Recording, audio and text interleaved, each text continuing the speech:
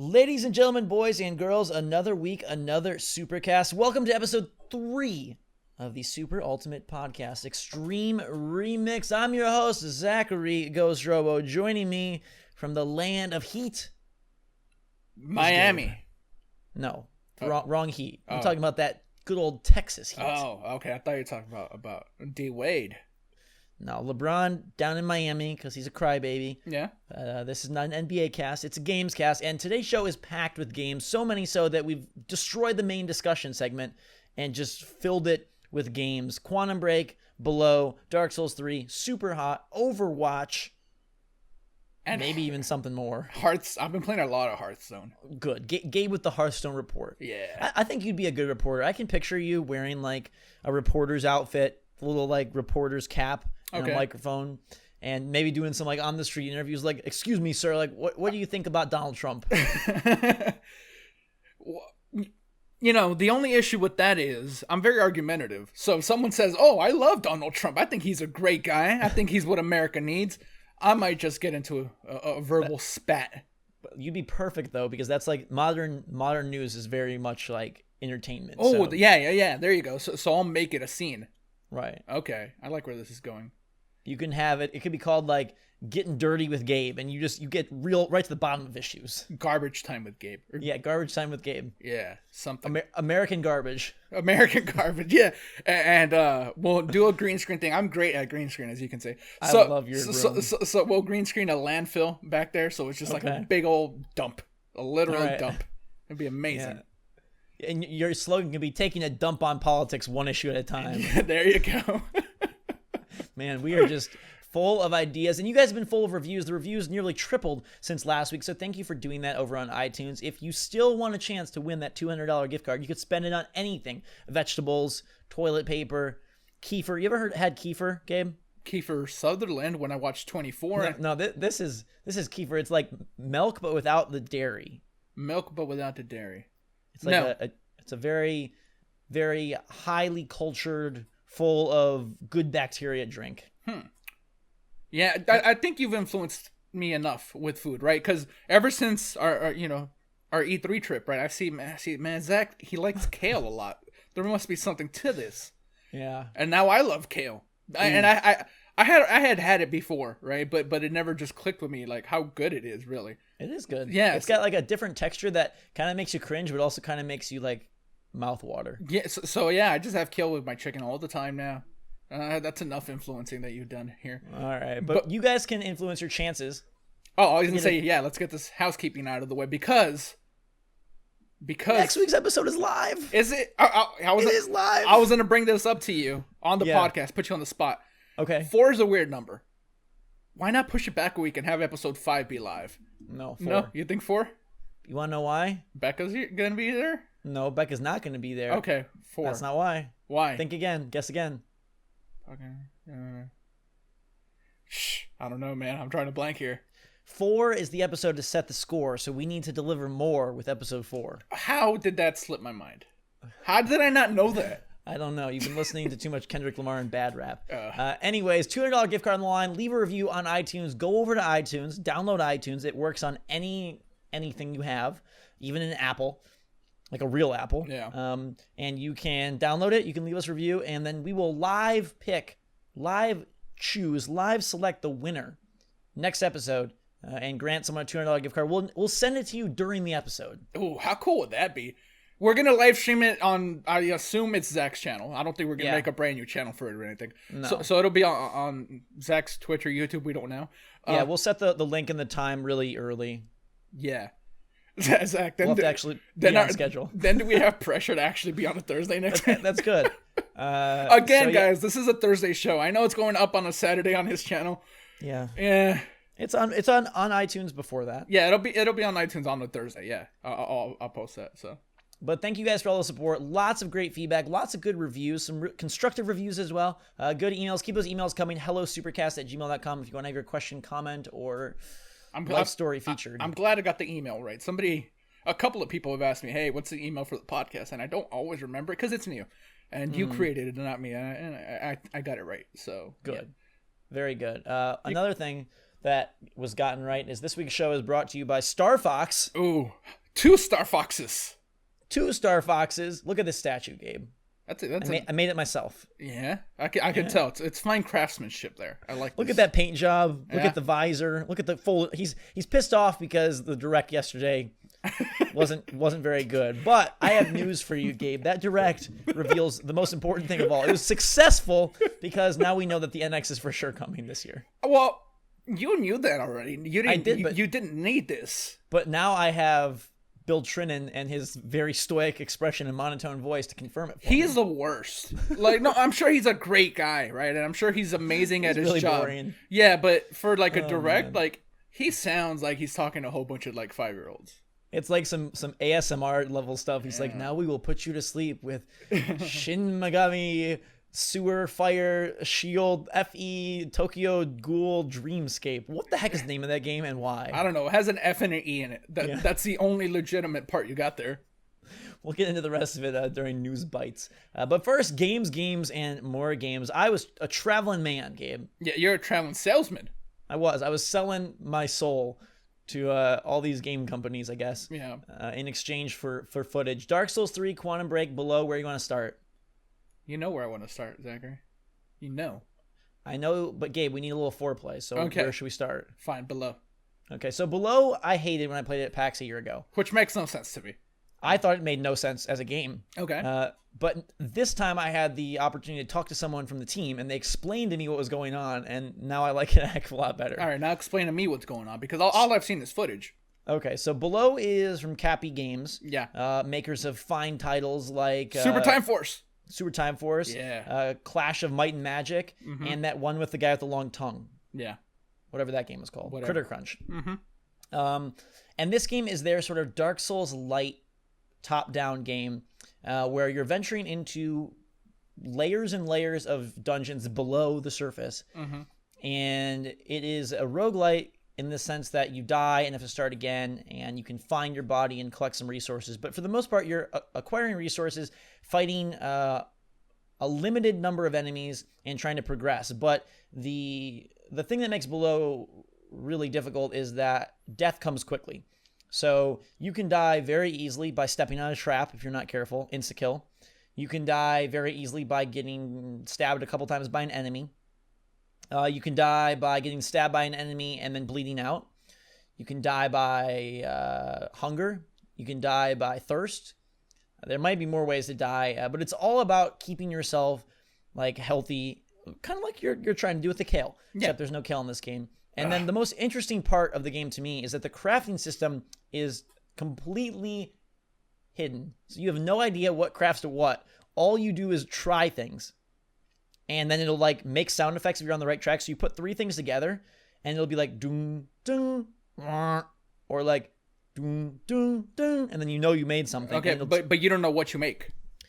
Well, you do know what you make. You just don't know how to make it. There's never any sort of like menu or like recipe guide. So how are you crafting this? You have a bunch of resources. Yeah. And then you randomly try to put them together, which I'm not sure if that's a great decision or a horrible one. Sounds like Breath of Fire, right? Breath of Fire 3 specifically. I remember you had those little marbles or whatever they were. Okay. And you would put them together and it would turn you into a different type of dragon. And back then, you know, I didn't have the internet, so I never knew what type of dragon we were going to turn into. Right, it's kind of fun. This is the mid-90s. So, I don't know. Well, it's cool. It's cool from a standpoint of like, oh, I just collected these bat wings and now I could probably combine those with my moss and my stick to make a something or other. But it's frustrating in the sense like I'm bleeding out, I need a bandage, and I have no idea how to craft a bandage. Yeah, but it's not like it's going to change, right? Once you know how to craft a bandage. Right. Yeah, okay. And I think that probably plays into sort of like the replay value and length of the game is figuring this all out. But there are some cool things. Like, for example, you'll light these bonfires along the way, Dark Souls style, and they don't serve as checkpoints, but they do serve as points where you can use your sword, stick it in the fire, and cauterize your wounds. There's puddles that you can drink from. You do have to find food. The enemies are very, like, there's only one type of enemy. They just grow bigger and bigger and then have more points that you have to hit. So they have these crystals, red crystals, and they start off with 1 crystal, 2, 3. So they're bigger versions of themselves that then require more complicated strategies. You have a sword and a shield. It's very limited in what you can do, but it finds like this cool, almost like Zen state where you're navigating this very calm, quiet, dark underground cave, and then you'll come upon, a room that has a bunch of enemies. You'll come upon a room that's just full of potatoes, or you'll come upon a room that has 2 empty bottles in it, and then you can store, twice as much water. Well, really a million times more water because you had 0 bottles before, but 2, things of water. As far as I could tell, there was no bosses. And the frustrating part for me was once you venture to another level, you light a big bonfire, and I thought, oh, great, now I'm fully going to, start my next life here, but you don't. So every time you respawn, you start at the beginning, which becomes a little tedious. How do you progress? How do you make progress, though? I don't know. That's what I wasn't really aware of. I asked them, what do you carry over when you die? And, for example, there's a lantern. There's only one in the entire game. So when you find that lantern, if you die with that lantern, you have to go find that body. Otherwise, you will not get the lantern again, and that will make your life a heck of a lot harder. That sounds like that's going to be difficult. Yeah. There is a map, so at least you can see where you've been. But I wasn't really aware of the whole, what is the natural progression of this game? I get that you're trying to get farther and farther. Maybe there's bosses along the way. Maybe there's more complicated items. But the part, the mechanics made a whole lot more sense. It was fun to play. I wanted to keep playing. I think it would be great for streaming. But the part that still bugs me is it seems like a 15-minute game, or you'd play it and then be done with it. Yeah, well, it seems like it's relatively small, right? Like the space and the things that you actually have to do, it's probably not a lot. It's just the fact that you're going to die over and over that, it extends the life of the game, or the length that it's going to take you to beat it. So I think, speedrunners that become super crazy at it, you're like the guy that beat Dark Souls without getting hit. Insane. I feel like maybe they could beat this in half an hour or an hour or whatever. It's just, and I don't even know if there's an ending or you just keep going. It's cool though. I'm looking forward to seeing more, and I feel like it's a game that really needs solid explanation and a solid tutorial, because otherwise, literally, I didn't know how or why I was dying until I was like, oh, that's what that symbol on the screen means. That's what that means. And I don't know how you would even figure out, hey, if you go up to a bonfire and press A to light it, and then press A again, if you're bleeding, you'll cauterize your wounds. There's no in-game explanation of that. So is that maybe because you were playing such an early build, or that's just how it's going to be? It sure looked like I was starting from the beginning of the game, but it seemed very tricky. Maybe there'll be an onboard manual or something, but it's a game that has a lot going on from a system standpoint, not a lot going on from an on-screen standpoint. And I don't know, I feel like if it was a simpler affair with more clear objectives, it may be more fun, honestly. Is there ETA? When's this supposed to be available? It was at PAX. I saw it at PAX. It's been a thing for a couple of years now, though. Yeah, I'm pretty sure I played it not at last PAX Prime, but the one before that. Yeah. So I'm assuming it's a 2016 game. The fact that they were supposed to let us capture it, but then had some last-minute delays or something. So I'm guessing it's coming soon. It's kind of a weird one. I had fun playing it, but the more I talk about it, I'm like, that's a very strange game. I feel like it's one of those indie games that has a lot of hype, maybe not the most substance. Yeah, but we'll see. Yeah, it has. If I were to have to put $5 on when this is going to be released, I would say maybe in the summer. Maybe yeah. I know Summer of Arcade isn't a thing anymore, but it seems like a perfect type of game for that. Yeah, and the combat's not as challenging as say Titan Souls. It is manageable. But there's just a lot of different forces that can kill you quickly. So it almost has a don't starve vibe to it from that standpoint of hey, you have to eat and drink. And that was the part that I found most enjoyable was oh crap, I need to find water. Phew, I ran over here, skipped through the enemies and found a puddle. Or oh crap, I need food. Let's just pull up every resource I can. That stuff was kind of the coolest part of the game for me. Yeah. Well, that's below. Now, that is below. Zachary, move us along to what we all really want to hear about. Or do you still want to just leave that for the end? No, we can talk about Quantum Break. All right, let's talk about Quantum Break. Quantum Break is... Yeah. I told you, man. Quantum Break started off as a game that looked like a straight-up shooter. Then they had a character change, and then they introduced these time powers, and I still was super skeptical because I was like, this looks like one of those games where you're super overpowered. Why don't they just do the exploration-heavy Alan Wake stuff again? Why does everything have to be guns and gore? How much gore is in it? It doesn't seem there's not a whole lot. Yeah, it doesn't seem like it is. This game is incredible. It's it is one of those titles that appeals to everything I love and feels like it was perfect for me. It has great combat, really cool in-depth story, lots of characters and audio logs, platforming, puzzle solving. Has everything. See, everything. I don't know why you would even think that this is just going to be like a traditional shooter, though, because this is Remedy. They don't make traditional shooters. Well, Max Payne, outside of bullet time, which at the time was like pretty revolutionary. Sure. I was just worried it was going to be that. And there is basically bullet time in this game. Yeah, there has to be. But I think that's just like one of the powers, right? Yeah, there's...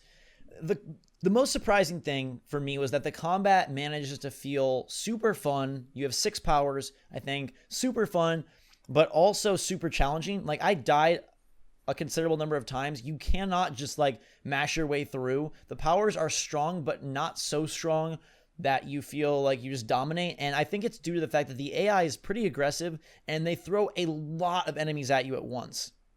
Well, yeah, you have all these powers, so... But just like that balance is really difficult to strike for most games. I think of stuff like Prototype or some of these games where you're not straight up, Iron Man, but you basically have superpowers. Yeah. And they're really hard to find that like even balance of difficulty and fun. And this hits it like home run style. Yeah. Which again, I've been knowing that this was going to be, maybe special's the wrong word, right? But this is going to be different because first of all, narratively, they're going about it in a different way, right? We're getting like FMV movies and actual actors. Right. That's something that you don't really see in video games. And again, Remedy's pedigree. Bullet time with Max Payne. With Alan Wake, they had the thing where you have to shine the light on them first and then you shoot them. So they've never been the type to just make a traditional shooter like that. So that's why I've been excited from it since day one. And the actors that are in it, I like a lot. The dude from Lost, I forget his name. He was Michael Abbott on Lost, but I don't know what his real name is. Yeah, I don't know what his name is either. And we have Iceman, or one of the Iceman twins. I don't know which one, because they're twins. Yeah, it's Sean Ashmore. Okay, yeah, not the other one. They're like identical twins too. Which, yeah. The cool part and not cool part about that is that it is fun to see like, hey, this guy from the game is now in this TV show, but you can clearly tell that the most time is spent on the primary characters, and then some of the secondary, like, they don't look anywhere near as identical as like their real life counterparts. The one I'm curious about is the guy from Fringe. What's his name? He's in John Wick. Tall, bald African American man. I'm blanking out on his name because I know his name. Have you seen John Wick? The guy from Lost. Oh, okay. You're talking about Dominic Monaghan from Lost. Yeah, no. I'm not talking about the taller. Yeah. Him. He looks pretty good. He's on Fringe and he's on. Yeah. Okay, yeah. He's a bad guy. Is he? Yeah. He's always a good guy. I like his personality. He's a pretty hardcore guy in this game. But like the thing that comes over from Alan Wake is the attention to detail. The environments are stunning. They're huge. There's so much care put into every place. Like first off, there's collectibles to find everywhere. Documents, emails, audio logs, radio shows. I saw the Alan Wake thing. Yeah, that was super cool. Yeah. Right off the bat, that's the very beginning of the game. Then, just like the way that the rooms are all put together, there's like some college campus rooms early on that are they feel so lived in. And I thought that was something Alan Wake did a great job, was realizing this full forest and this full sort of like makeshift island with, the diner and the gas station. All of that was super well put together here. Giant sets, right? The indoor environments have tons of verticality. The outdoor environments are massive. You start off at a college campus, like I mentioned, and you're going through sort of the laboratory and the time facilities. If you don't know, Quantum Break is basically time experiment gone wrong, and somehow the end of time is coming, and we have to stop it. I have a question about the environments. Yes. Is it levels like Call of Duty, where like each level is different and it's cutscenes in between, right? Or is it like Alan Wake, where it really is like this, like not an open world, but a smaller sandbox? Right. How is it? That was the only thing that I was sad about. That Alan Wake, I love the fact it was one of the first games that you could be like, I see that gas station, I'm gonna get there. I see that mine, I'm gonna get there without any like carryover or loading. This is more level based. It does a nice job of like, okay, so you get kidnapped, and then in the live action part, you see the car being driven away, and then you start gameplay breaking out of the car. So like there is continuity, but yeah, it's broken up into sort of digestible set piece driven levels. But like the combat is just fantastic. You can do stuff. My favorite combo was I would throw a time stop, which is the bubble, the most common thing you've seen where you have the bubble and then you can like pump bullets into the bubble and they won't actually hit until time unstops. Yeah, super so hot. you throw a time stop at a heavy enemy and you're like bam, bam, bam, bam, bam. You just load up the bubble with tons of gunfire. Then you will let that cook. While it's cooking, you're getting attacked by other guys. So you'll throw up a time shield to protect yourself and take them out. Then, after that happens, now the heavy has busted out of his time stop. It wasn't enough to kill him, but it damaged him quite a bit. You've taken out the grunts. So you'll use time dodge to zoom away, but that also grants you bullet time. After time dodge, there is like a split second of bullet time. So then you can like get in real direct and go for headshots on the heavy and clear the entire room. But like the combo ability of the powers was my favorite part. That I found to be so super cool. And there's upgrading. I didn't know that at all, but there's an upgrade system where you can like increase the duration of bullet time. You can increase the effectiveness of the bullet shield. You can allow more damage to be stacked in the time stop. It looks great. I will say there's a little bit of like jaggediness on the characters in particular. I was a little surprised by it's not super crisp, but the world is like very colorful, very vibrant, super lived in.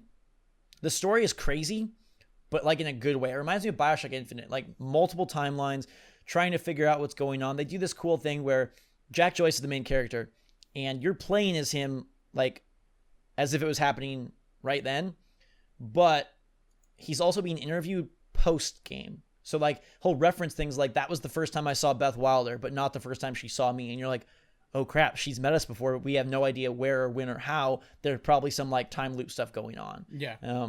So it seems to be like, it very much feels like this year's Last of Us, like really cool story. I thought really great gunplay. I'm not sure that the characters hit home as much as something like The Last of Us or Uncharted, but from a standpoint of like a AAA, big budget, single player game that just does everything right and nails its setting, nails its characters, and nails its combat.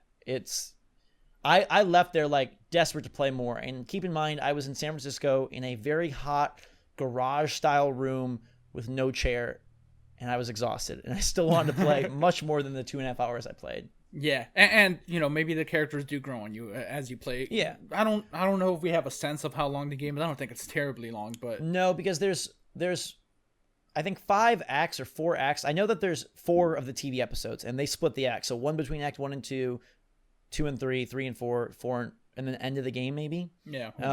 So I played through Act 1 and most of Act 2. So that makes me a little nervous. Maybe Act 3 and 4 are longer. Maybe Act 2 is longer. Because if I had to guess based on what I played, I'd say the game is probably like 6 hours. Mm-hmm. But I'm hoping it ventures more towards 8 or 9. But again, a more jam-packed, shorter game is better than a bloated, long one. It is interesting how the live-action stuff fits in. Did you see any of it? I saw a whole episode. Okay. Don't spoil anything story-wise, please. No. But what I will say is it's interesting. There's 2 major variations of the episodes. You make a choice. It's called a junction moment, and you get to choose. Like the first one that most people have seen is like basically spare witnesses and unleash a PR campaign or kill the witnesses, and you get to decide what to do. And then the episode is drastically different based on those 2. Mm-hmm. But then within those 2 paths, there's also 4 more paths. There's technically 8 variations of the episode. And those extra variations come in from items you find in the world, which I thought was a strange way to do it. But I guess based on different things you find, collectibles, mm-hmm. it modifies the episode. I have no idea how much or how little because I only saw one version, right? Yeah.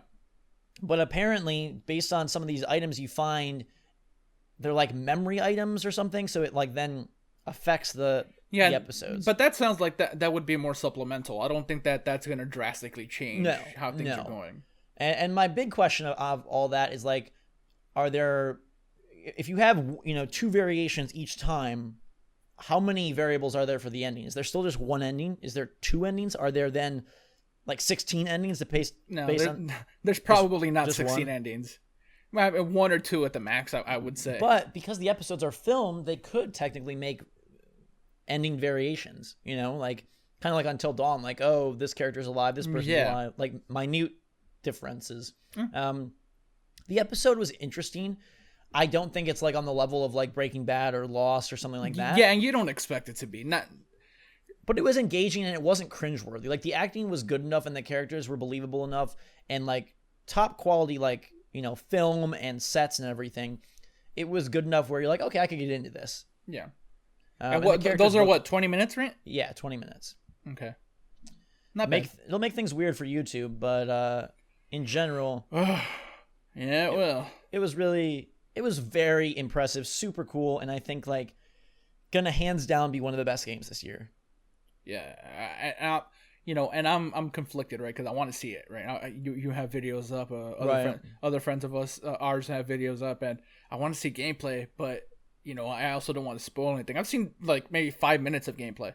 Okay. I've seen the first 2 trailers. I saw like 5 minutes of your gameplay, and I said I'm done. Like I don't want to see anymore. I don't think you need to. It's a game that like you're gonna want to play. It's gonna review well. It's gonna be great. I can't foresee it falling apart in any way. The length is a little bit concerning, and I just mostly worry about sales. Yeah, I hope it sells. Well, now that it's coming to Windows, so yeah, maybe it'll do better because of that. Yeah. I just know Alan Wake didn't do as well as it should have, and I hope that Quantum Break has a better fate. Yeah, well, the PC Master Race will save us all. Don't worry about it. I played it on Xbox, by the way, so maybe PC has a little bit more crispness. I'm sure it has to. But they wouldn't allow you to capture PC, so I was like, well, not doing that. Also, the Microsoft event was Dark Souls 3, but that's not where I played it. Okay, so you didn't play it there. Instead, I went to the Chapel in San Francisco, which was actually... I heard so much about this. a chapel/bar merging religion and alcohol. The way it's meant to be. Yeah. So I played 4 hours of Dark Souls 3, and I loved it so much. You know, it's Dark Souls. I honestly don't think we have to spend that much time on this.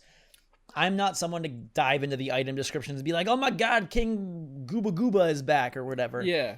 It does feel like an amalgamation of the past games. So it's got like some of the speed from Bloodborne. It has a meter for arts, which are like special attacks.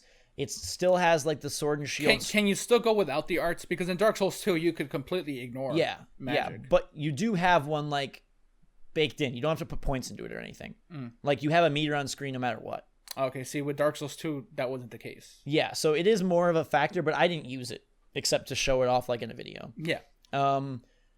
It's got great level design. It's got cool enemies, giant bosses. It's faster than Dark Souls 2, which I like, but not as aggressively offensive as Bloodborne, which I also like, because to me, Dark Souls feels better when it has some more of that, like you're staring down the enemy rather than just running in.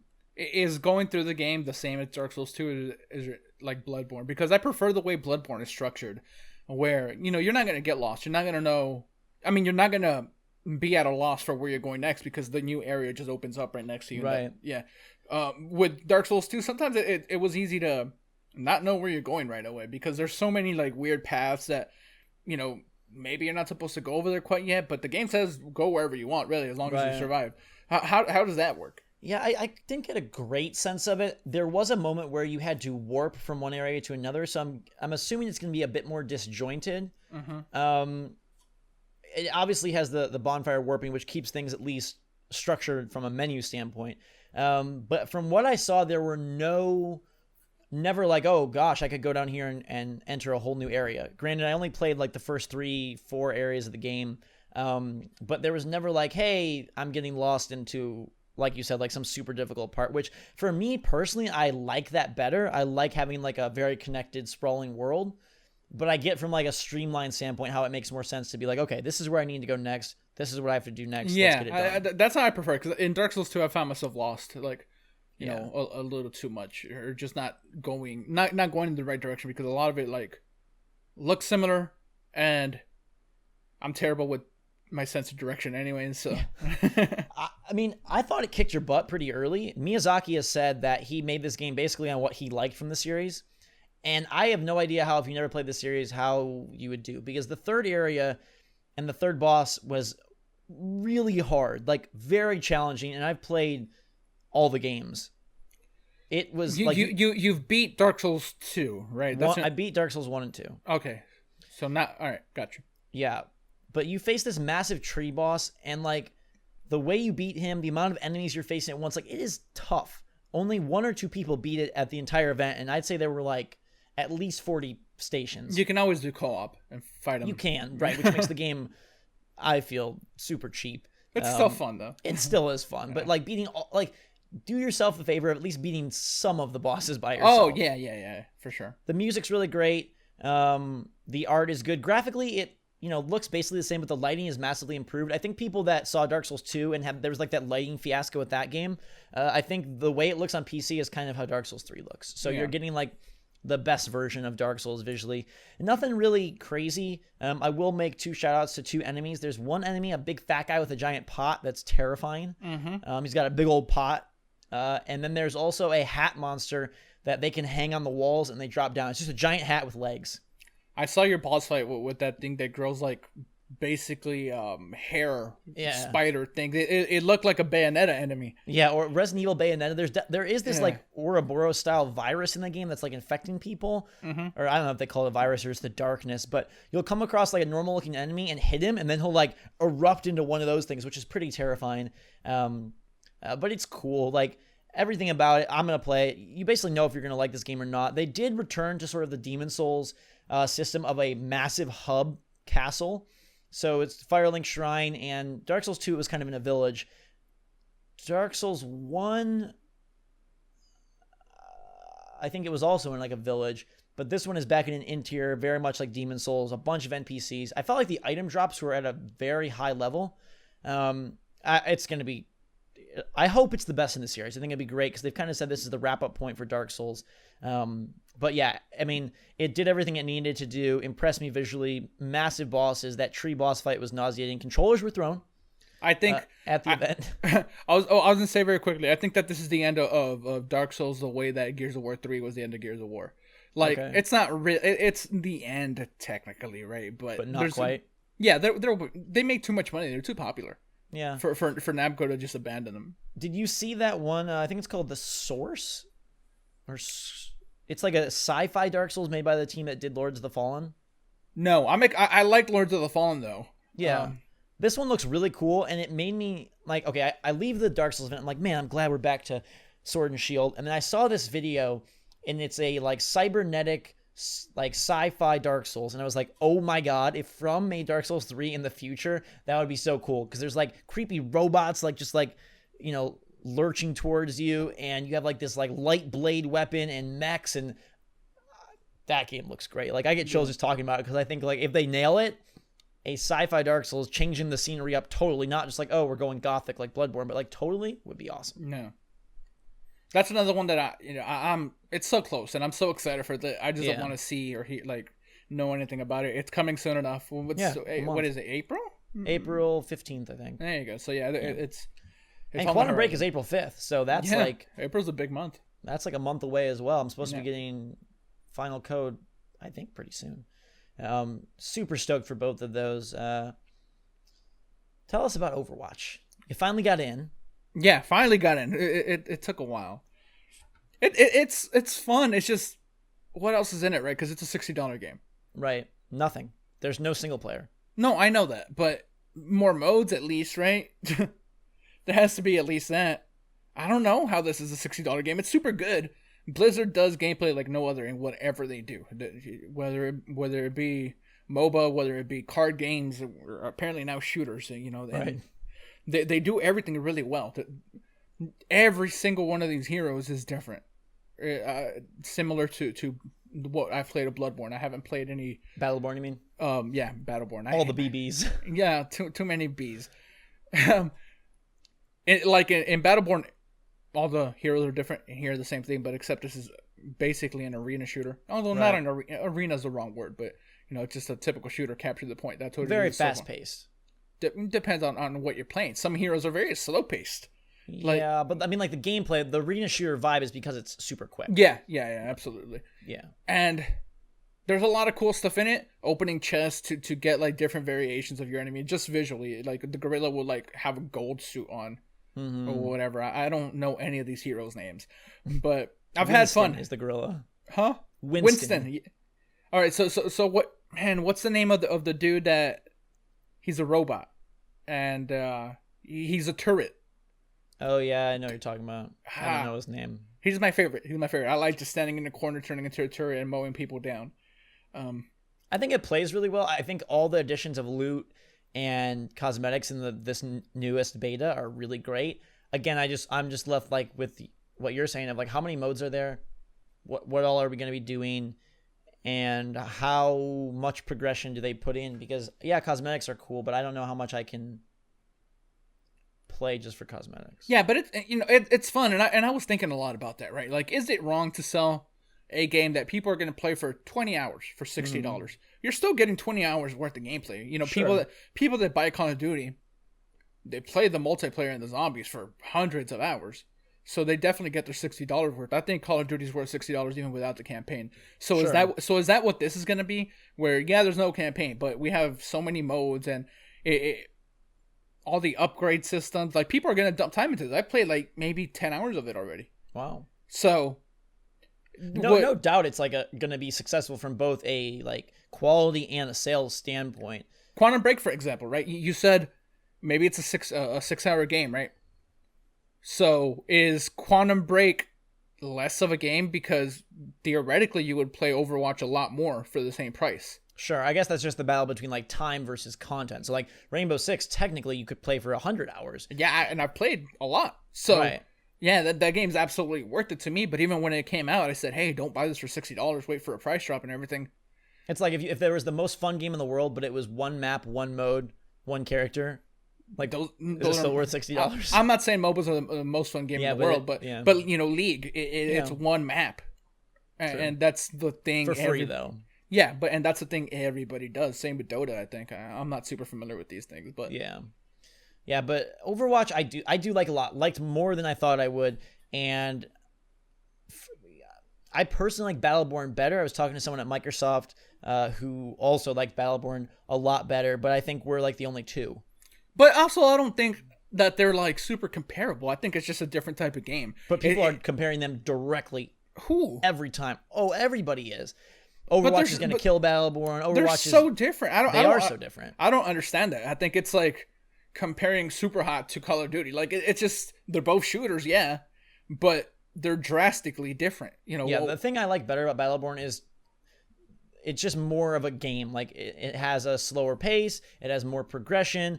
I feel like I'm more in control, whereas Overwatch is kind of like very much catered to like a hardcore competitive audience, really. Like Twitch streaming and all that stuff. Yeah, we'll see. Overwatch is really fun. I'm glad I'm in the beta.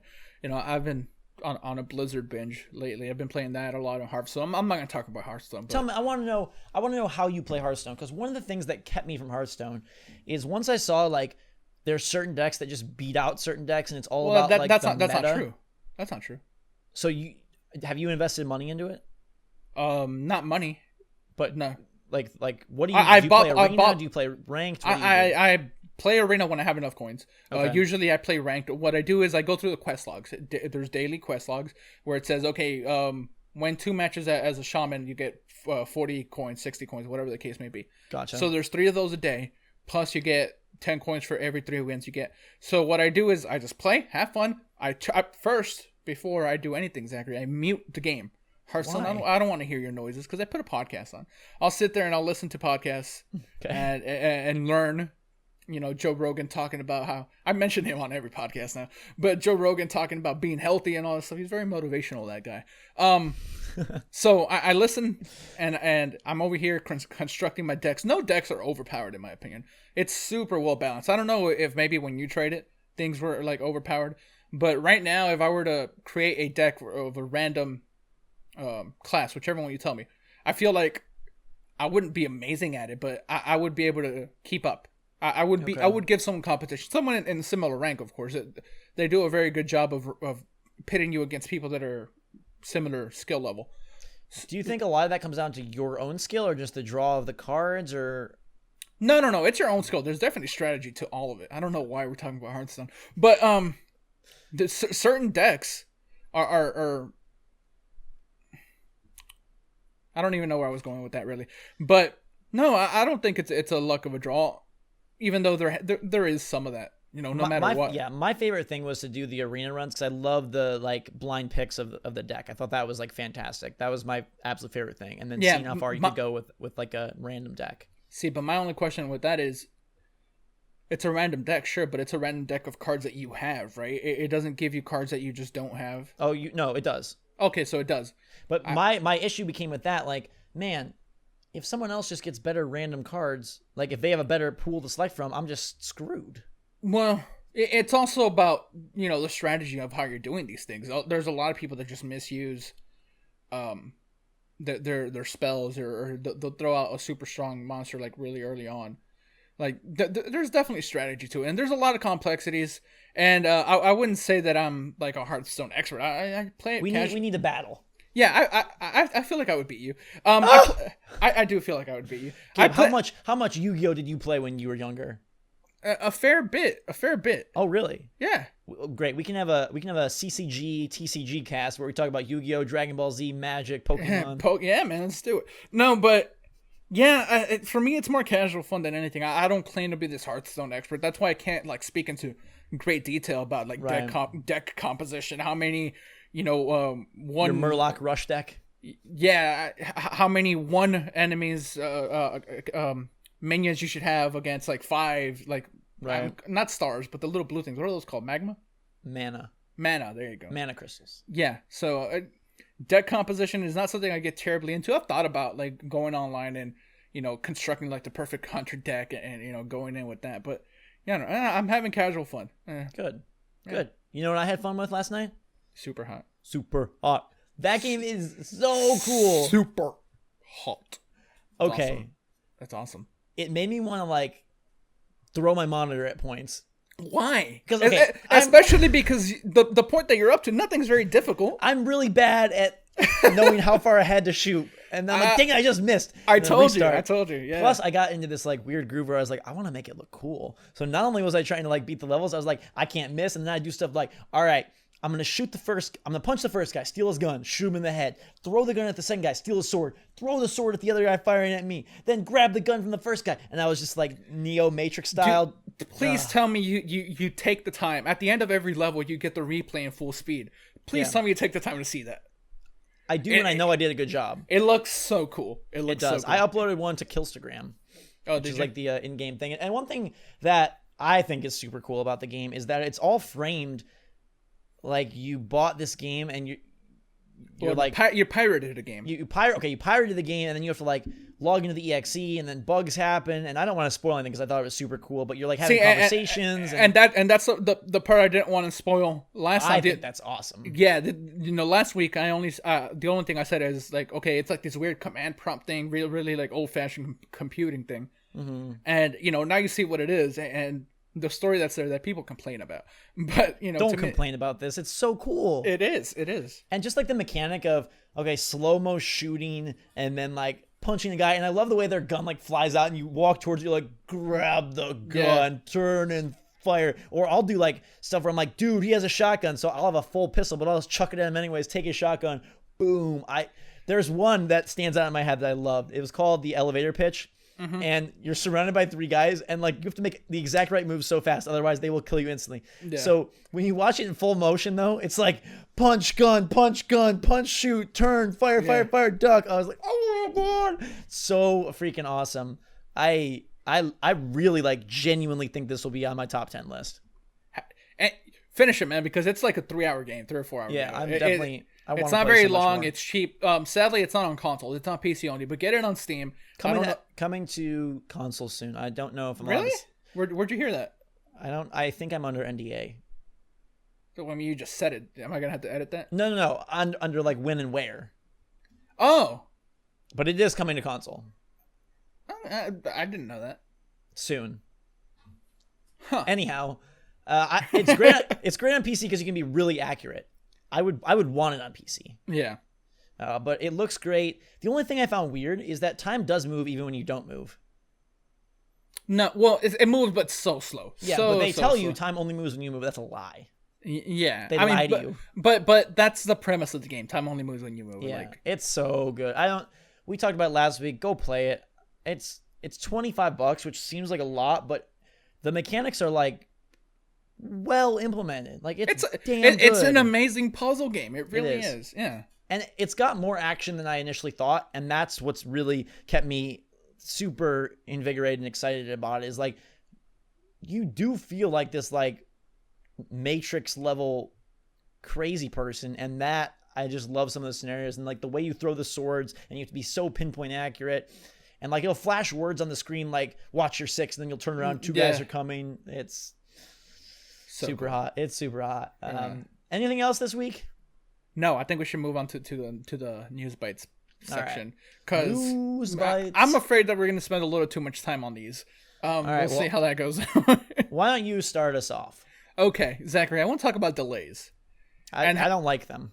You don't see. I feel like I fall into here. Let me write this down very quickly. There, I feel like I fall into the minority where I'm okay with delays. The fact that Uncharted just got pushed back a couple weeks, I'm not fazed by it at all. It doesn't affect. I don't get like this visceral negative reaction, like, oh, they lied to me. This game isn't coming. Like, no, I don't feel that way, and I kind of don't understand how people get angry over these things. I really don't. I genuinely don't. Even you. You mentioned it on Twitter, right? Like, oh, this doesn't happen in any other industry, which it does. You're lying. What industry? Music, movies get pushed. Not as often, obviously. And not as close. Sometimes. Do they? I would like to think so. I think it's more of a rarity, right? But music gets delayed all the time. Kanye. He just... It wasn't really a delay because nothing's ever happened. It's just... Well, no, he said, hey, this is coming this date, and then the date passed, and then he's like, well... And how many people think Kanye makes great decisions? I don't know, a fair bit, I would say. I wouldn't say they're right. I don't think Kanye makes great decisions, but music gets pushed back all the time. Okay. Like, all the time. So my issue... Well, first let me ask you this. Did the Batman Arkham Knight delays upset you? No delay has ever upset me. Here's my issue. It's twofold. One, there are some companies that just get so much praise heaped on them, and then when they do these things, there's very little backlash, and other companies will do the same thing, and there'll be tons of backlash. Wait, well, I kind of want you to mention specific companies. Okay, so I feel that Naughty Dog doing this goes over a lot better than if EA did this. They got a lot of backlash, though.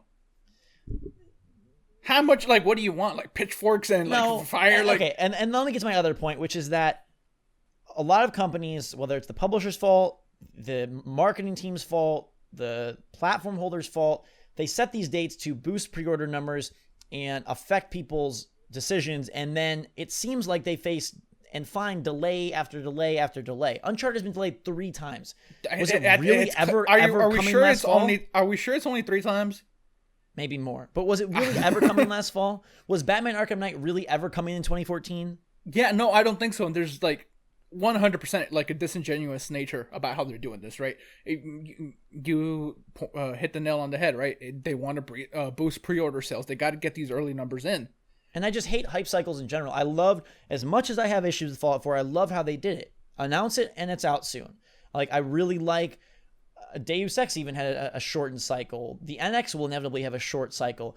I don't like when it's like Uncharted 4, it's the God's gift to gaming and it's Sony's like main exclusive and we'll get it out to you over a year after it was supposed to come out. See, but okay. Uncharted, I think, was going to come out last year. But there was obviously a huge shift in Naughty Dog, right? People leaving. Sure. And structurally within the company, things changed. So I think that led to the game changing. I think a lot of it had to be like rewritten. When like the writer of your game like leaves because of creative differences that you're not necessarily agreeing where the game is going, it's gonna cause a delay because the people that have to stay behind and make sure that this game comes out and make sure that this game's good, they're gonna change things up. So yes, that delay made perfect sense to me. I didn't mind it. That's fine. All right. Okay. So then the other date, in my mind, what happened was, okay, we thought we were gonna be done by that point, but we're not. You know, the game won't be ready. We don't want to ship a bad game. I forgot who said the quote. I believe it was somebody at Nintendo. You know, you ship a bad game, you know, it's bad forever, but you delay a game and it becomes good. I'm butchering the quote, but I'm sure you know what I'm talking about. I do, and I want to pinpoint that quote because that is my third issue I wasn't going to talk about, but people are under this impression that a delayed game is going to be better. A lot of the times it is.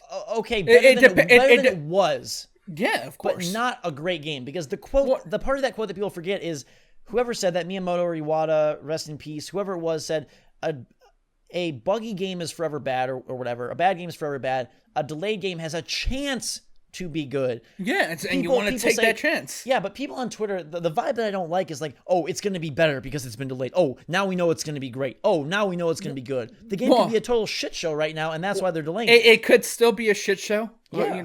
Right? But it's a less of a shit show than Batman, for instance, right? Okay. I had a lot of issues with that game. Yeah. Imagine if that thing originally released the year it was supposed to. I would have hated that game. Okay, or how many of these delays are also just posturing with investors? Oh, absolutely. Some of them are okay. Now this fiscal quarter. This fiscal quarter is a little too busy. Sorry. This fiscal quarter too much competition. We got to get out of there. Right. Which again makes sense to me. Right. These companies need to make money to make more games. Tomb Raider, I think, would have been better served if it had a delay. I wish Tomb Raider would have gotten delayed to like right now. Yeah, I mean, all in all, like, is it the end of the world? No. Is it affect us really in any way? No. It also, part of it is like the fan in me of like, dang it, I was excited to play that, and now it's delayed. And by a couple of weeks. And they gave you a perfectly reasonable... They totally did, but I would rather live in a world where when a game's announced, I can count on it, rather than half the games that we know You want to talk about counting on people, Zachary? We're doing a third Saturday show in a row. Okay, listen, but I don't run a multi-billion-dollar company. I would rather know the game's coming out fall 2016 and just know them than have half of them be pushed. Yeah. See, but then also things change. You know what I mean? Like, let's talk about one of the fall games, like Battleborn, right? It was originally supposed to come out fall of last year. Right. If that game came out fall of last year, close to Fallout, it would get destroyed, right? And then, there you go. That new IP all of a sudden is worthless because it bombed. Look at Sunset Overdrive, right? It came out, bombed. We're never gonna get another one, no matter how good the game was. Right. So Battleborn coming out at the same time as Call of Duty, same time as Fallout, and whatever else big game came out that fall, it would have been a huge disservice. I'd rather than push back Battleborn to a time of the year that is less crowded, and this IP at least has a chance at that point. You know what I mean? Yeah, and that's totally okay. I guess it's just from a standpoint of like, how are you off by so much? The Uncharted one, okay. But, like, how are you off by, we got a 6-month delay. Or, we got a 9-month delay. Like, those are the ones where I'm like... I think making games is harder than any of us realize. But how come we didn't have this problem 10 years ago? 10 years ago? Like, on the Xbox 360 gen, there wasn't hardly as many long delays. Too human. Okay. Dennis Dyack is a weirdo. But, yeah, okay, so it's okay. It's been delayed. I'm sure a bunch more games are going to get delayed. Yeah. People held out hope that... Zelda's been delayed, right? Zelda was originally supposed to come out last year. And they, the reason they held it out, which I think is pretty obvious, is NX, right? They want this to be a big launch. NX, right. Like, can we really be mad at them for wanting to maximize what this new Zelda, which we're not going to get another Zelda for like a few years after this. Right. So they got to maximize the potential of each one of these games. This is the last Uncharted game for the foreseeable future. I'm sure we get something else down the line because, again, makes too much money. The brand. Right. But the way that this game is being sold, this is the end of Nathan Drake's journey. This is the end. Yeah, right? For sure. And if this is the last Uncharted game, do you think they want to like throw this out there and not Absolutely have enough copy? Yeah, like they gotta. And I it totally makes perfect sense. Yeah, for sure. The thing I wanted to discuss was Nintendo's Direct, which most people looked at with cynicism, criticism, skepticism. Here's my issue, and I could show the text, Zachary. You were laughing right along with me, buddy. Okay, it totally was.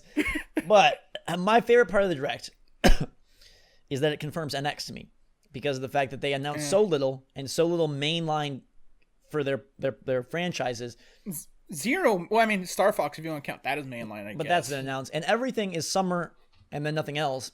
It basically confirms that they're focused on NX. And I guess my issue with the Direct is they don't have to do these things. I think it's I don't think they should. Well, I love them because it's a great way to directly speak to your fans, show off a lot of stuff at once, and give you a little bit of that E3 magic throughout the year. The fact that they do it subjects themselves to tons of ridicule, But but if they do it and they kill it and they do an amazing job, and they don't even, no one's saying, constantly announce like new huge AAA, like Mario Galaxy 3 being announced, that level type stuff. Nobody's expecting that, especially with the NX looming. Yeah. I think, everybody knows this. And the people that are laughing and ridiculing this thing are the people that are in the know. No casual Nintendo fan is sitting there tuning in at 3 p.m. on a what day? Thursday, was it? I don't remember. Yeah. Like, casual Nintendo fans aren't watching this thing. It's the core, right? So know that it's the core audience that's watching this, and know how they're going to react to this weird Japanese game with a F in the title. Like, know how they're going to react to the fact that... But what are they supposed to do? Just bump out press releases? I mean, we talked about this, like, if Sony or Microsoft did this... You can put the games out, right? No one's saying don't put them out. But do you have to, like, do this, like, weird... They're opening themselves up to being... I guess my question, sort of like with YouTube, is why are you watching something that you know you're not going to like? Like, why do people watch... Because, like you, I think we... And like me... We all hold out hope that Nintendo is going to right the ship. Okay, but you knew that this was not going to be the time. Dude, but I don't know what's coming. What if they announce some cool 3DS games? Like, what if they announce some, like, smaller Wii U titles? Like Rhythm Heaven 3DS? Like Paper Mario? Paper Mario is the only thing I'm happy with there. And Pocket, but Pocket I don't count because that's about to come out. Okay.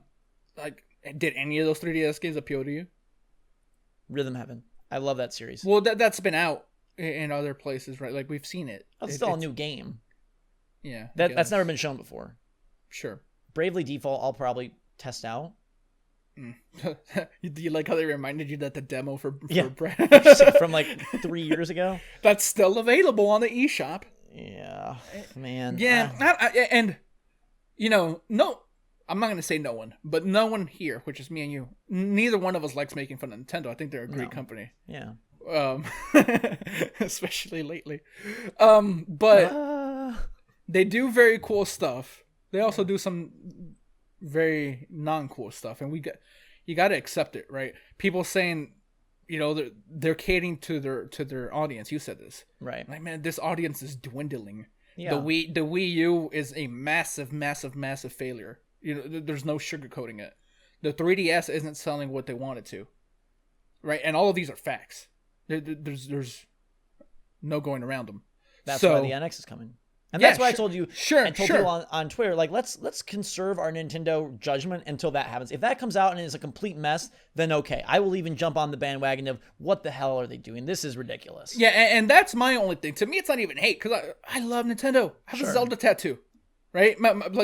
Two of my favorite games of all time are Nintendo games, right? And they hold a very special place in my heart, like they do in yours, like they do in everybody our ages, because we grew up with them. Yeah. Right? But... they refuse to change. You've changed. You're not the same Zach that you were in 1994. They're the same Nintendo. But I still think they make great games. They do. But you can't get angry. Like, I don't see the point of, like, trying to fight these people on Twitter, right? When it's like 20-something-year-old and 30-something-year-olds complaining about Nintendo not being what they used to be, obviously, because, you're not the people you used to be. I just don't like you expect Nintendo to evolve with you, and they're not. I just don't like the part where they play Donald Trump and make these, like, false claims like, oh, Mario 502, and we haven't got a new mainline Mario game in 6 years. Yeah. That's the stuff that, like, bugs the crap out of me. Yeah, see, and it's so different because Mario stays in gamers' mindset because, they announced that the Mario and Sonic at the 2016 Olympics. Mario was always around in some fashion. But you're right, we haven't had a main Mario game in a very long time. Yeah. It's sort of like people games. But they count in people's mind. We just got New Super Mario U. We just got Mario Maker. Like, Mario stays around. I know. I just feel like, okay, then Grand Theft Auto and NBA are both people games. So stop making people games. Yeah, I don't know. I think that's a totally different argument. Like, because they're saying because the character is recurring, the games are the same, which they're not. I'm with you. I'm not saying that these games... I love Mario Maker, but... I think the NX is like... that is going to be the make or break moment. I think they have a chance to really right the ship there, and it's coming this year.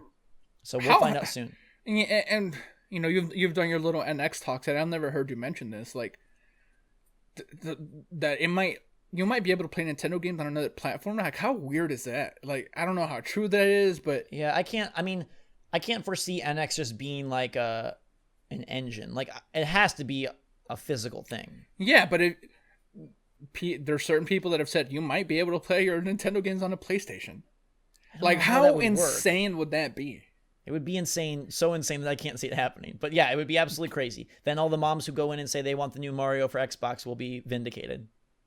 Yeah, and they would sell a lot more software. So, but like, in terms of our belief, we both believe that NX is a Nintendo piece of hardware, right? Absolutely. Yeah. Okay. But I also will not totally dismiss the fact. Why would they make a new console and say, but also the games are available on PS4? I don't know, dude. I don't know anything Nintendo. Okay. Like, none of it makes sense. Like, literally nothing they can do, like, would surprise me. Like, yeah, fair enough. I think next week should be an NX devoted show, at least the main discussion. Well, it's the live show, and so we can take emails. Well, Division. Well, I mean, for the main discussion, which we're getting Monday, by the way. Yeah, you got the email. Yeah, cool. Let's go to emails. Email us at hellosupercast@gmail.com. I'll put it on the screen. I don't think I had put it on the screen before. Okay. But throw that on the screen. Email us. We love to hear from you, and we read them all. The first email today comes from Australia, all the way from the land of kangaroos and Scorpios. Good day from Australia. Kangaroo Jack. You remember that? That movie with Oh yeah, I didn't see it, but I can picture Anthony the cover. Anderson and the other guy with the kangaroo. I also think about Captain Kangaroo. I had a Captain Kangaroo matching game when I was little. He was a creepy guy like Mr. Rogers. Okay. Good day from Australia. I'm at a very hard point in my life. I just started high school, and this school is hard. I've been trying to fit in gaming in school, and it's very hard. I found a way to continue gaming and school, but it includes building a new PC. Reasons I can't say. My guess is that he's going to play the games at school. Hold on. How? Or when he says he's doing homework, then he's going to play the games or something. Wait. First of all, why can't you say this? Who's listening to the... How can he's going to lug his PC around with him at school? I don't know. All right. Anyways, he wants to know... he has a double part question. One, do you recommend any particular kind of PC or PC parts? Do I need an SSD? Can I go with a cheaper hard drive? Also, any tips on how to make money being 14? I don't know how the economy works in Australia. Are 14-year-olds allowed to have part-time jobs? I know in Mexico you probably could. I don't know how Australia works. So I got no tips for making money in Australia. Go feed the kangaroos. I'm sure they'll pay you for that. I'm PC joking. parts. All right, PC. I think an SSD is like damn near required at this point. Okay. I think traditional. What should he invest in? Like, what's most important to invest in? It depends on your budget. Like he's 14, so let's assume he has a very limited budget. Right. Where should he put the most of his money though? In a decent graphics card. Okay. He's not gonna get a 980 Ti, right? But if you go get like a i5 Skylake processor. Right, and you don't have to get the K, so save some money there, so that you don't have to overclock it. You're going to be running at the same clock speed, but a lot of these games are pretty well optimized for CPUs. Gotcha. And then maybe get like the sweet spot for everybody seems to be the 970, but I don't know how a 14-year-old gets all this money, because no matter how you look at it, it's not going to be cheap. Right.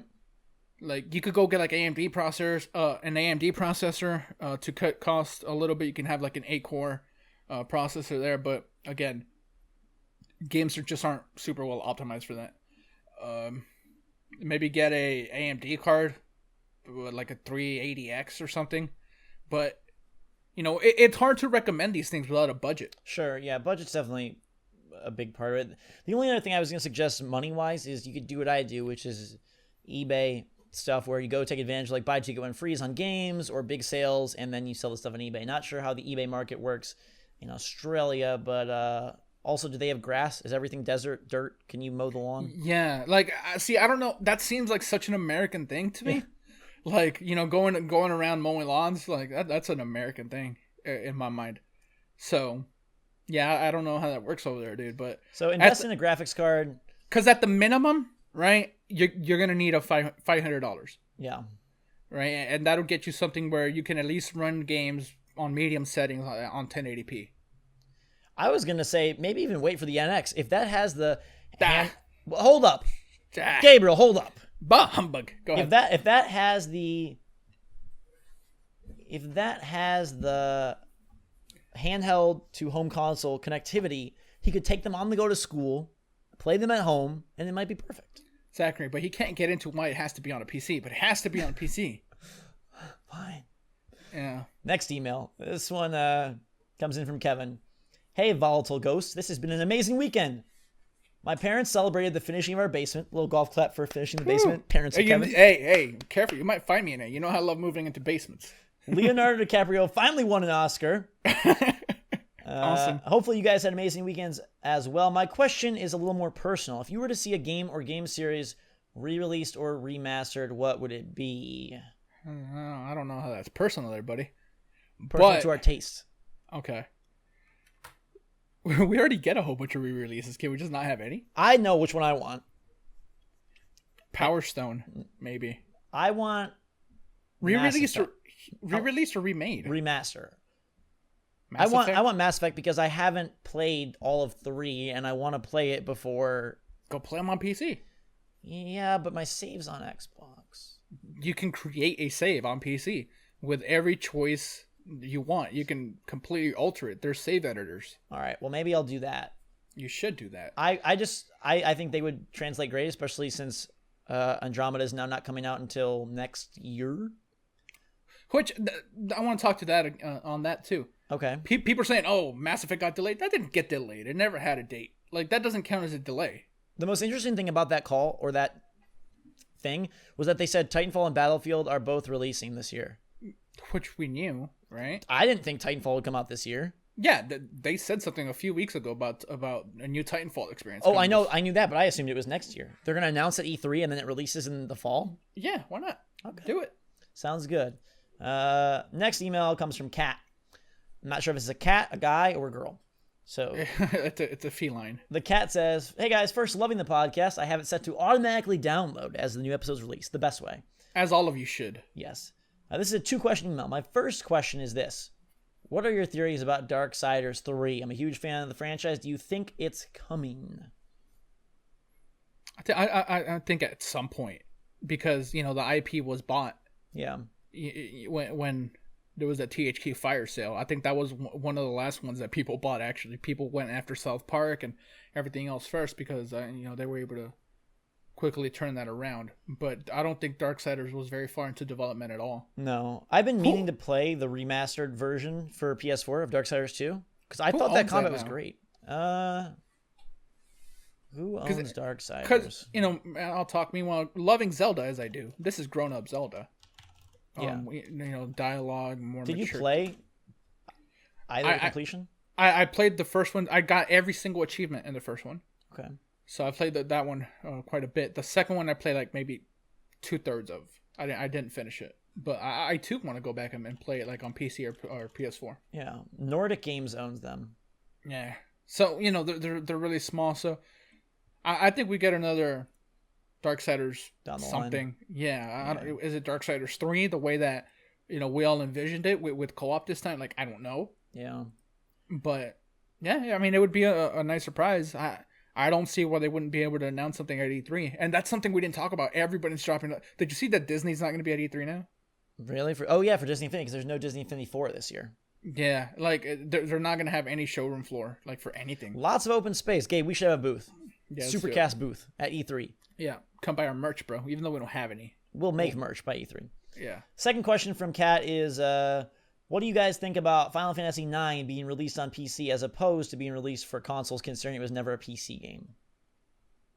It doesn't matter. Yeah, sorry, we have no thoughts on that one. Well, because the reason these things are happening is because Square is releasing these older games on PC and they're doing well. Mm-hmm. Final Fantasy 7 sold well on PC, and then they released 8, they've released 6, they released 13. They're finding a separate audience, a separate but loyal audience on PC. They got to make the money in time for Final Fantasy 7 Episode 1. Yeah. And Final Fantasy 15 is coming this year, at least. We think. So, who knows? Yeah. Yeah, I don't have a lot of thoughts about Final Fantasy 9 coming to PC. Okay, next email comes from George. Hey, Zach and Gabe, I'm from London, the good London, not the crappy London. There's another London. To Lundai. My question is, what do you guys think of people saying there's no reason to own an Xbox One? With it seeming like all the Xbox One exclusives are now coming to PC, I've seen a lot of people say that Xbox One is dead to them and there's no reason to own one. What's your opinion? Do you think Xbox One is dying? Hope you all have a good day and stay safe. No, Xbox One isn't dying the way the Wii U is dying. You want to see I'm sorry, Zach. I don't mean to make fun of them. Okay. You want to see a platform that's dying? Look at the Wii U. The PC thing on Xbox, I find it so strange that it's gotten the reaction that it has. Like, people are genuinely upset over this. Like, why do you care? Yeah, because I think they feel like they bought this console for something like, oh, I have to buy it so I can play Quantum Break, or I have to buy it so I can play Scalebound, and now the fact that it's coming to PC, they're like, why'd I buy it? Which I understand from that standpoint a bit. No, but why? Like, if more people get to play this game... But from their standpoint of they purchased this for these exclusives. Yeah, but... I think you're only upset if it's your only console. If it's your second console. They're not going to buy it on PC. You know what I mean? Like, okay, if I already have a PS4 and I want to play Quantum Break, I go buy an Xbox to play Quantum Break. You still have the opportunity to play it just because someone on PC, like... Yeah, but I think the PS4 owners that bought one for exclusives now finding out exclusive, like that's where I think it's silly, but that's where the frustration comes. And I can see that, like, hey, I dropped $300 on this system that now... I mean, I guess that's on you for buying another console in the first place, knowing... See, but I don't understand the greed. Like, oh, man, now people on PC get to play it? No, like, I bought it only so that I can play. Like, why? Yeah, that part is like, frustrating. But you get what I'm saying as well, like, about the second console syndrome. Like, I understand, but I think it takes a very childish person to think that way. Okay. Like, these companies are here to sell games and make money. They're going to sell them to as many people as they can. PC is a Windows platform. Mm-hmm. I think stop calling them Xbox exclusive, call them Windows exclusive, and then problem solved. Like, yeah, I mean, I understand the frustration, but at the same time, Xbox One is not dying in any way. It's big babies. Big babies. You heard it from Gabe, not from me. Yeah, you're a big baby. Come fight me, big babies. If you're crying about Quantum Break being on PC, come to my doorstep and we'll have some words. I'm joking. Oh boy. Yeah, the Xbox One, Quantum Break. You know, they still have more Halo coming. There's plenty of things. I don't know if all of them will come to PC, but still, it's a fantastic system that has revamped its interface. It's doing very well. Because its interface is crap. I like it. Just because PS4 is beating it doesn't mean it's not doing well. Consoles are selling still crazy on both sides. I mean, look at PS3. The entire life cycle, it was trailing behind 360 right up until the end, and then PS3 made a big boost, and they eventually caught up. Yeah. By putting out games. They had The Last of Us, they had the Uncharted games, so if Microsoft can figure out a way to do that, I think they'll be fine. Okay. I like this email because it's nice. Hey guys, just want to say thanks for making my long journey to America a lot shorter. I recently visited Florida and spent 5 days in Disney World. On the flight, I listened to the podcast to block out the sound of my brother. Keep up the good work, Peter. Nice. Thank you, Peter. Thank you, Peter. He tweeted at us as well. I like him. Taylor writes in and says, hey guys, I was going to ask if you could possibly talk a bit more about Battleborn. When do you think the beta will be? What do you think will be revealed? What characters you'd like to see in the future? What kind of DLC would you like to see? All in all, I just want to hear about your thoughts about Battleborn. All characters have been revealed. Which I think is a huge mistake, and I told them this. They released the last few, last two yesterday. Yeah. Which I think was a huge mistake, because I told them, save a character, because one of the problems with Evolve was that people got the game and everything had been spoken for. I think if there was like one or two characters that were hidden, even if you knew there were 25, but you only revealed 22 or 23, I think show 20, then you have 5 secret ones that people still get to find. And that makes so much more fun on launch day for sure. But there's no new characters to be revealed.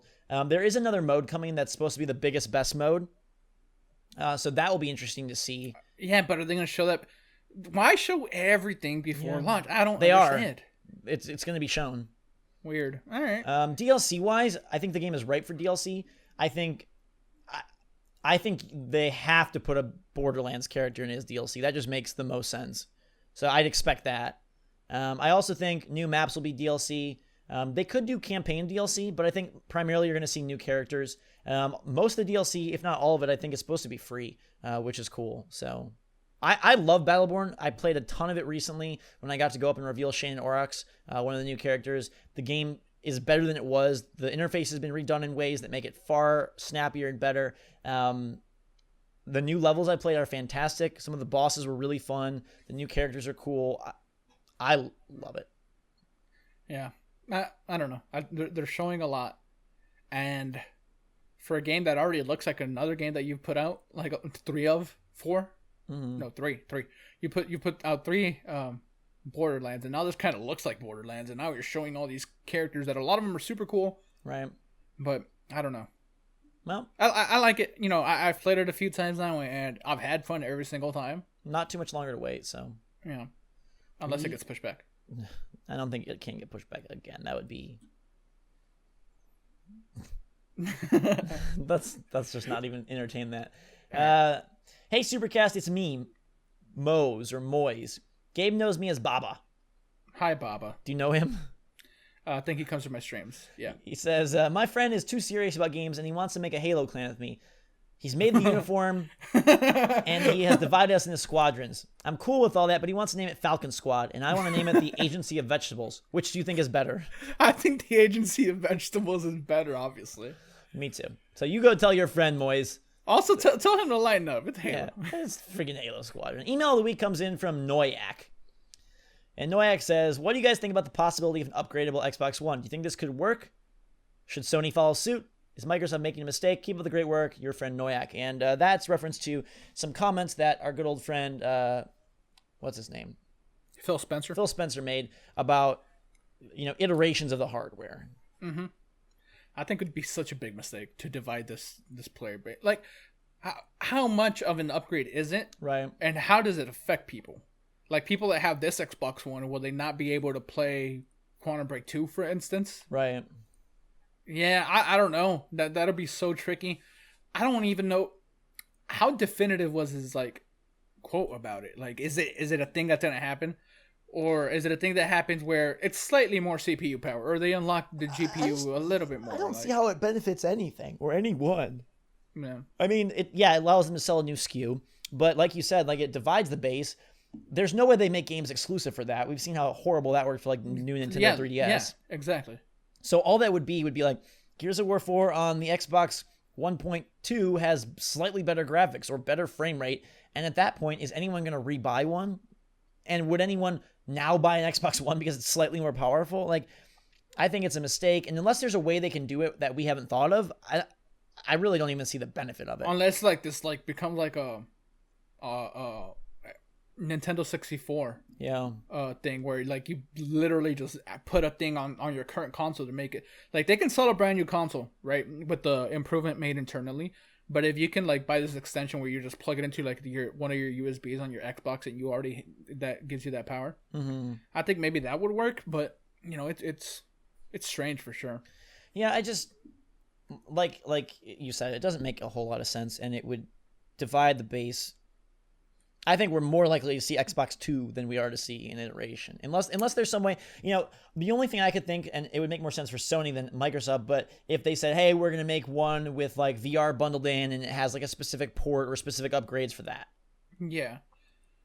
And I hate that we're already starting to like hear like PS5 or like Xbox 2 talk. No, stop mentioning these things. Like yes, it's been 3 years, but we don't have a whole lot of games for these. Yeah. Like really. So let's slow down. Let's let no Sony first party developer has put anything out. Like, yeah, sure, we've had a couple, but no, we haven't had a full go around of this quite yet. So let's wait. Let's chillax on that, and let's chillax the rest of the weekend. Hope you guys have a good one.